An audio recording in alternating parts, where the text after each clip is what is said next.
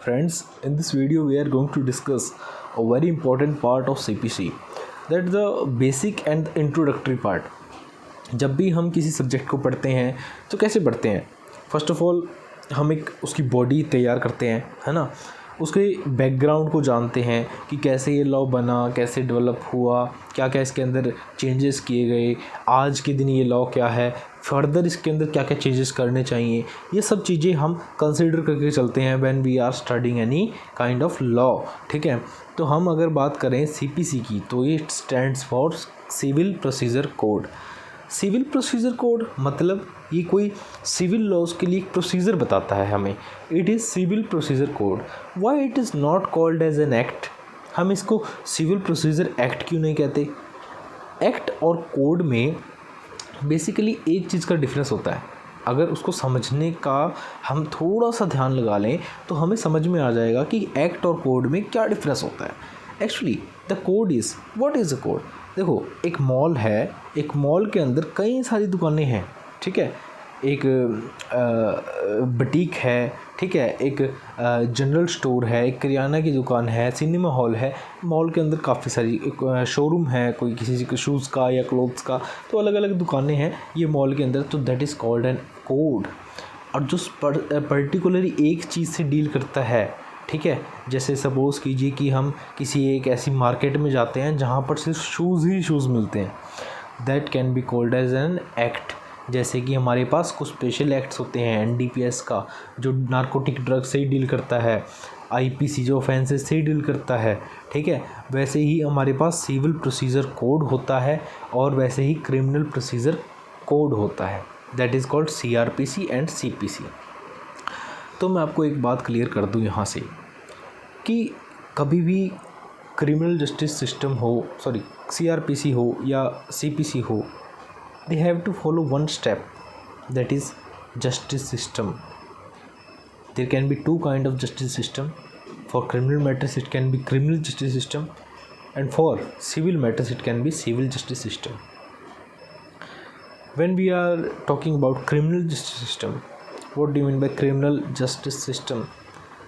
देखो, जब कभी भी ऑफेंस होता है या क्राइम, अभी के लिए आप ऑफेंस और क्राइम में हम डिटेल में डिस्कशन करेंगे, बट अभी के लिए आप इतना समझो कि crime and offence step in the same shoes.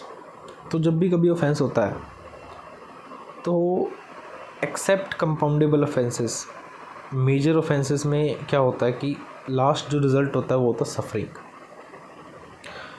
हम हमेशा यही सोचते हैं कि इसको पनिशमेंट दिलाई जाए, इसको इम्प्रिजनमेंट दिलवाई जाए, या जो भी फर्दर प्रेस्क्राइब्ड पनिशमेंट है वो दिलवाई जाए। बट इन सिविल मैटर्स ऐसा नहीं होता है। सिविल मैटर्स में क्या होता है, अगर आपका कोई आपका कोई राइट इन्फ्रिंज हो जाता है, अगर आपका कोई राइट इन्फ्रिंज हो जाता है सिविल लॉ में, देन यू क्लेम कि या तो जैसे मेरा पहले था वैसे कर दीजिए। सपोज़ कि किसी की गाड़ी का एक्सीडेंट हो गया, टूट फूट हो गया किसी, उसके पास क्या क्या राइट्स है, वो कहेगा या तो भाई देखो मेरी गाड़ी जैसी थी वैसे कर दो, ठीक है। अगर आप ऐसा नहीं कर सकते हैं देन आप मुझे कंपनसेशन दे दीजिए, जो मुझे लॉस हुआ है उसके हिसाब से मुझे कंपनसेशन दे दीजिए। बट इन क्रिमिनल लॉ हम ऐसा नहीं कह सकते। अगर किसी ने किसी का मर्डर कर दिया तो हम ऐसे नहीं कह सकते भाई इसको ज़िंदा करके दे दे, ठीक है। तो इसलिए वहाँ पर हम पनिशमेंट को प्रेफर करते हैं। दूसरी चीज़ ये है कि जो क्राइम होता है, आपने देखा भी होगा, आप लॉ के स्टूडेंट हैं, आई एम एज्यूमिंग कि आपको लॉ नहीं आता है, बट मैं अज्यूम कर रहा हूँ, लेकिन आपने लॉ तो पढ़ा ही होगा। अगर नहीं भी पढ़ा तो आप एक चीज़ ध्यान रखिएगा, क्रिमिनल मैटर्स में हम देखते हैं कि एक नाम होता है पार्टी का, एक्स वर्सेस स्टेट ऑफ फलाना फलाना, state of Rajasthan, state of Kerala, state of Punjab, कोई भी स्टेट हो सकता है, या state of Rajasthan versus Ram Singh, ठीक है। ऐसे ऐसे केसेस होते हैं। वाई, क्यों होते हैं? बिकॉज जो एक ऑफेंस होता है it is always against a society, not against only the individual. ये बात बहुत गहरी है, ध्यान से समझोगे तो समझ आएगा कि क्या कहता है। एक ऑफेंस जो है, अगर A पर्सन B पर्सन का मर्डर कर रहा है उसकी वजह से जहाँ पर मर्डर हुआ है वहाँ के लोग भी दहशत में होते हैं। न्यूज़पेपर में सुना है ना, लावारिस लाश मिलने से लोगों में फैली सनसनी, है ना। तो वाई इज़ दिस सो, क्यों है ये सब? ये इसलिए है क्योंकि वो सोसाइटी को ग्रेट लेवल पे इफ़ेक्ट करता है। अरे भाई, किसी ने किसी की दुकान पे कब्ज़ा कर लिया, सिविल मैटर है, कर लिया तो कर लिया, दूसरे को कुछ फ़र्क नहीं पड़ता है। उसी दुकान से 3 लाशें मिल जाए, बहुत फ़र्क पड़ जाएगा। Okay, so this is the main reason what I am saying कि जो क्रिमिनल फेंस है, जो फेंस होता है, वो not only against the individual but also against the state, society, ठीक है, सोसाइटी के अगेंस्ट भी होता है। दैट इज़ द रीज़न कि क्रिमिनल लॉ में जब हम जाते हैं तो हमें सिर्फ एक एफआईआर या कंप्लेंट दर्ज करवानी पड़ती है, बाकी सब काम स्टेट का, कोई खर्चा नहीं है आपका। बट इन सिविल मैटर्स आपको सारा खर्चा बियर करना पड़ेगा, कोर्ट फीस भी देनी पड़ेगी, सब काम करना पड़ता है, ठीक है। So this was the main concept कि क्रिमिनल जस्टिस सिस्टम और सिविल जस्टिस सिस्टम क्या होता है। This is the introductory part my dear friends. मैं आपको बताना चाहूँगा कि अगर आपको फर्दर आपको लेक्चर अच्छा लगता है, आप चाहते हैं कि आप मुझसे पढ़ें सीपीसी, तो अभी तो हम इसका थोड़ा हिस्टोरिकल बैकग्राउंड देख रहे हैं, 1-2 लेक्चर्स मैं और लेके आऊँगा इसके ऊपर। फिर जो लेक्चर्स होंगे वो फिर होंगे पेड, ठीक है, वो लेक्चर्स आपको मिलेंगे पेड। अगर आप इंटरेस्टेड हैं तो डिस्क्रिप्शन में मैं आपको एक कॉन्टैक्ट नंबर दूंगा, वहाँ से आप कॉन्टैक्ट करके पूछ सकते हैं। अभी टाइम लगेगा अराउंड अबाउट 1 मंथ। आज डेट है 1 अगस्त 2022, क्योंकि वीडियोस को कोई फ्यूचर में भी देखेगा तो 1 महीना क्या पता क्या सोचेगा ना। सो अभी 1 महीना लगेगा। टिल देन आप मुझे कांटेक्ट करके पूछ लीजिएगा। If you are interested I will describe all the details in WhatsApp. Okay, WhatsApp message में मैं आपको सब बता दूंगा कि क्या इसका प्राइस रहेगा और कितने इसका ड्यूरेशन रहेगा, आप आपके डाउट कैसे क्लियर करेंगे। All things will be clear in the WhatsApp message, ठीक है। थ्रू व्हाट्सएप मैं आपको क्लियर कर दूँगा। तो मैं आपको बताना चाहता हूँ कि देखो, पैलियोलिथिक एज जिसको हम डार्क एज कहते हैं, उस समय क्या होता था कि जो मेजॉरिटी जो लोग थे उनका ये सोचना था कि माइट इज़ राइट, कि जिसकी लाठी है उसी की भैंस है, ठीक है। जो पैसे वाला आदमी है उसने गुनाह कर दिया तो क्या है, पकड़ पैसे, कोई दिक्कत नहीं है, ठीक है। जो राजा है उस टाइम पे बस वही सब कुछ है। क्रिमिनल ऑफेंसेस का तो बहुत लेट पता चला, सिविल ऑफेंसेस बहुत पहले से थे, ठीक है। उसके बाद हमारे पास जैसे जैसे टाइम चेंज होता रहा, है ना, धीरे धीरे टाइम चेंज हुआ, लोगों को समझ में आने लगी कुछ बातें कि ऐसे तो काम नहीं चलता भाई। देखो, ऐसे तो काम नहीं चलता कि उसने उसको मर्डर कर दिया, बोला कि 2000 रुपये की पेनल्टी है, उसके पास 4000 थे, बोला कि मेरे पास 2000 नहीं है भाई, 4000 है, ले एक मर्डर और कर देता हूँ, ठीक है। एक बेसिकली एक जोक भी है इस पर। तो एक लड़का ऐसे गाली दे देता है, तो उस गांव में जो गाली देने पे फ़ाइन था कि भाई 200 रुपये फ़ाइन है, 100 रुपये फ़ाइन है, ठीक है। तो पता चला कि भाई इस लड़के ने गाली दी है, उसके पिताजी को बुला लिया पंचायत में कि भाई तेरे लड़के ने गाली दी है। तो बोला कि जी मैं जुर्माना दे दूँगा। तो बोला कि कितने रुपए जुर्माना? बोला 100 रुपये। उसकी जेब में थे 200 का नोट। वो बोला कि बेटा एक काम करे, गाड़ी और दे दे, हिसाब बराबर हो जाएगा, मेरे पास 100 खुले नहीं है ना। तो ये माइट इज़ राइट से ही इन्फ्लुएंस्ड है स्टोरी, समझे। तो बात करते हैं कि what is social order. Social order क्या होता है? सोशल ऑर्डर इंट्रोड्यूस हुआ डार्क एजेस के बाद, रेजोनेंस आया, रीज़न आने लगे, हर चीज़ के पीछे एक रीज़न आता है। तो देखो कि हम जैसे स्टेट है, हमारी सरकार है, हम सरकार के साथ एक वादा करते हैं, आप हमारे राइट्स प्रोटेक्ट करना, जैसे ही आप लॉज बनाएंगे हम उन लॉज का इम्प्लीमेंटेशन करेंगे, ठीक है। लेकिन हमारे अधिकारों का जो रक्षा करनी है वो आपने करनी है, मतलब स्टेट ने करनी है, सरकार ने करनी है, ठीक है। जैसे जैसे टाइम बढ़ता गया, सिविल राइट्स जो थे वो कहीं पे डिफ़ाइन तो थे नहीं। उस टाइम पे तो ये था कि अगर किसी ने गलत कर दिया तो उसको टांग देते थे, चाहे कोई भी हो, इवन आईपीसी में हम एक कंसेप्ट पढ़ेंगे जिसमें हम देखते हैं कि पहले मान लीजिए किसी कार्ट के द्वारा एक्सीडेंट हो गया, तो कार्ट को, बग्गी होती है जो हॉर्स के पीछे लगता है तांगा टाइप, उसको पहाड़ से फेंक देते थे, ऊंची जगह से फेंक देते थे, जाओ तोड़ दो इसको। एक हॉर्स ने उसके मालिक को लात मार दी, ब्लो कर दिया, उसके आदमी को चोट लग गई, उस हॉर्स को मार दिया।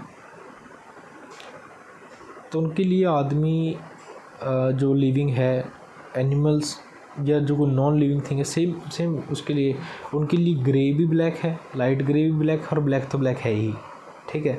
तो ये थ्योरी पहले चलती थी, अब नहीं चलती हैं। अब तो हमारे पास बहुत सारे मेथड्स हैं, अलग भी है ना। तो सिविल लॉ जो है, सिविल नेचर कह लीजिए, ये कहीं डिफ़ाइन नहीं है सीपीसी में। हम किसको सिविल कहेंगे, किसको नहीं कहेंगे, ये कोई पता नहीं है। लेकिन बेसिक के साथ हमें इतना पता है कि जो क्रिमिनल ऑफेंस हैं वो तो सिविल नहीं है। जैसे कॉन्ट्रैक्ट एक्ट हो गया, टीपीए हो गया, एसआरए हो गया, सोगा हो गया, है ना। और ये सब चीज़ें हमारी सिविल लॉ है, क्रिमिनल लॉ नहीं है। इतना तो हमें बेसिकली पता है। सिविल राइट्स का हमेशा से एक बहुत बड़ा पेनोरमा रहा है। उसको हम बेसिकली ये नहीं कह सकते कि ये जो सिविल लॉ है हमारा, ये कोई छोटी चीज़ नहीं है, अंडर एस्टिमेट नहीं कर सकते इसको। ये काफ़ी बड़ा है, इसको समझने में काफ़ी टाइम लगता है, ठीक है। अब देखिए कंपनी लॉ है, कंपनी लॉ या आप ये कहिए टैक्सेशन लॉ है, ये क्रिमिनल मैटर्स नहीं है। But are they civil? Civil भी हैं। तो क्या इनके ऊपर सीपीसी लगती है? This is the question. एक जनरल मैं आपको रूल बताता हूँ। जनरल रूल ये है, 2-3 जनरल रूल हैं। पहला तो ये कि अगर आपको कोई डेफिनेशन नहीं मिलती तो आप उसको जनरल क्लॉजेज एक्ट में चेक करेंगे, ठीक है। पहली अगर वहाँ मिल जाती है तो आप उसको एप्लीकेबल कर सकते हैं।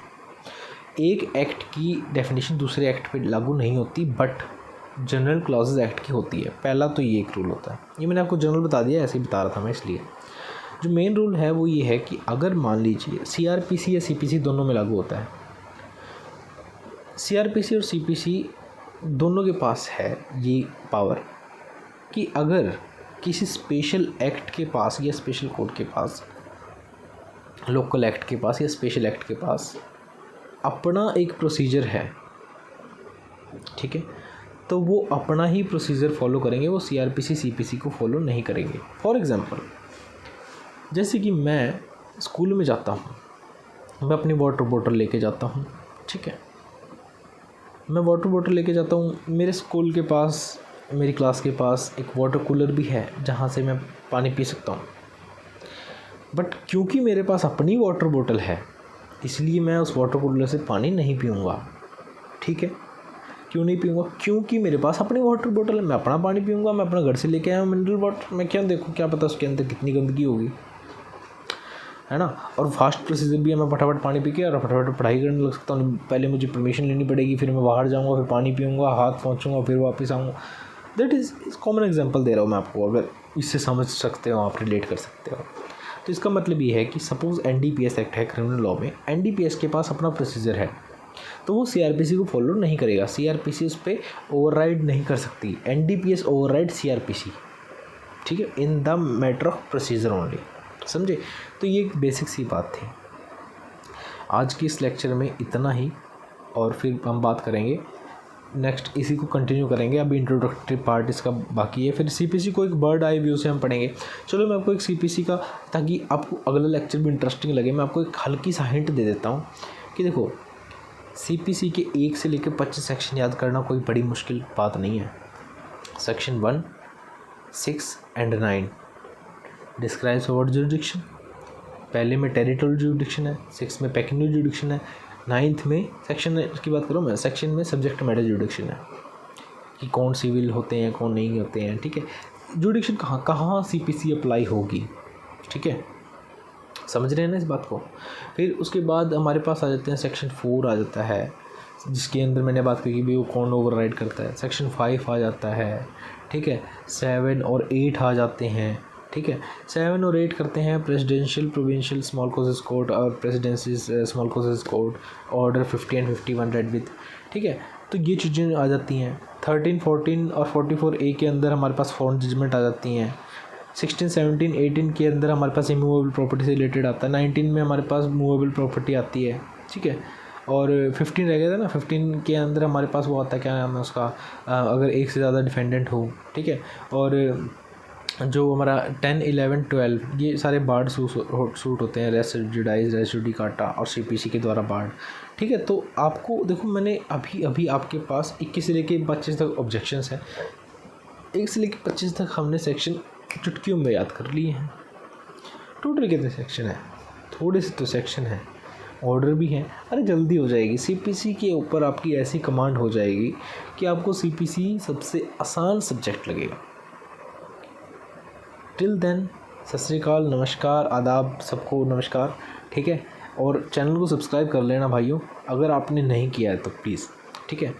दैट इज़ द रीज़न कि इन केस कभी, चलो पेड की तो बात छोड़ो, मूड पलट जाता है इंसान का, क्या पता फ्री में डाल दे, है ना। तो सब्सक्रिप्शन नहीं होगा तो पता भी नहीं लगेगा अभी CPC आ चुकी है ना।